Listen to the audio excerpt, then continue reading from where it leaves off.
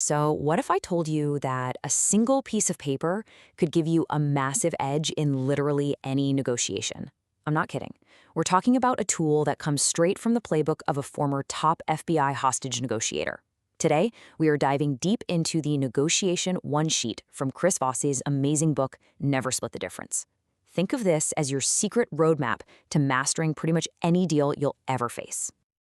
This quote, this is everything right here. It's the whole philosophy in a nutshell. Look, negotiation isn't about some kind of magic charisma or pulling a brilliant move out of thin air when things get tense. Nope. It all comes down to the quality of your prep work. And that is exactly what this one sheet is built for, to give you the highest possible level of preparation.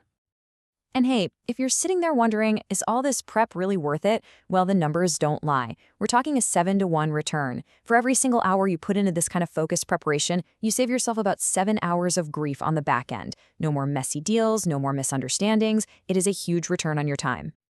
Now, let's be clear. This is not about writing out a word-for-word script of what you're going to say.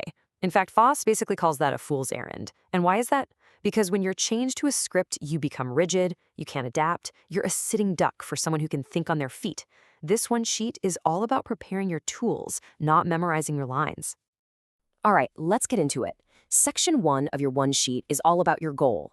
And right out of the gate, we're going to throw out some of the most common negotiation advice you've ever heard.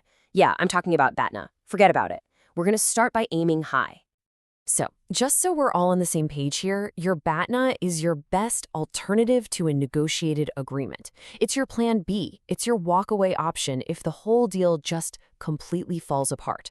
For decades, this has been the absolute centerpiece of traditional negotiation theory. But here's the psychological trap with the BATNA. When you obsess over your backup plan, that lowball alternative, well, it starts to become your mental target. It creates what Chris Voss calls a wimp win mentality, because you're laser focused on what happens if you fail. But when you shift your focus to an ambitious, best-case scenario goal, you're priming your brain for success. It completely reframes the game. So how do you actually set one of these powerful goals? It's really just 4 simple steps. 1, define an optimistic but still reasonable goal. 2, you have to write it down. The simple act of writing it makes it feel real. 3, talk about it with someone. This creates accountability. And 4, carry that goal with you into the room. It becomes this powerful anchor when the pressure starts to build. Okay, once your goal is locked in, your focus has to shift completely. This brings us to section 2, the That's Right summary. And get this part has nothing to do with what you want. It's all about proving you understand what they want. Your entire job here is to lay out this situation, the facts, their perspective, their challenges, so perfectly that the only thing they can possibly say back to you is, that's right. See, this isn't about getting them to agree with your position. It's about getting them to feel heard. That moment of validation, when they feel you truly get them, that's a total game changer. It builds incredible trust. Okay, section 3. This is where we get into some seriously advanced psychological jiu-jitsu. It's called the Accusation Audit. What you're going to do is list out every single negative thing they could possibly think or say about you, and then you're going to say it first. It sounds crazy, but trust me, it works. And the tool you use for this is something called a label.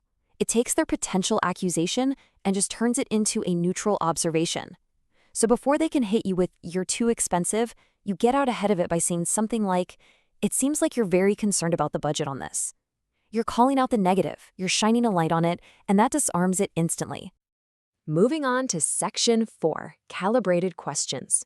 Think of these as your secret toolkit for discovery.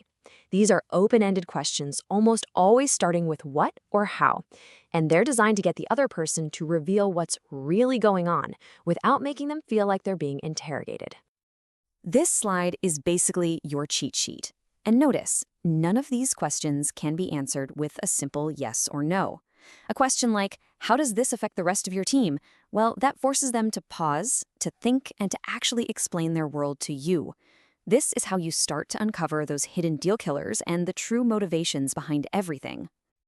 And that brings us to our final section, section 5, Uncovering Hidden Value.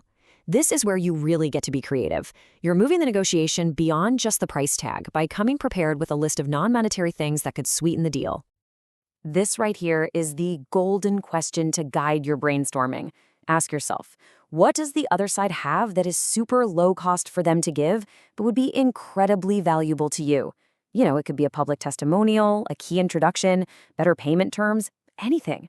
This is where you find those true win-win solutions. So you put all 5 of these sections together on a single page. You've got your goal, the That's Right summary, the accusation audit, a list of calibrated questions, and your potential non-cash offers. What you have in your hand is not a rigid script. It is a flexible, powerful roadmap. It's a tool that gives you structure, confidence, and a massive psychological advantage.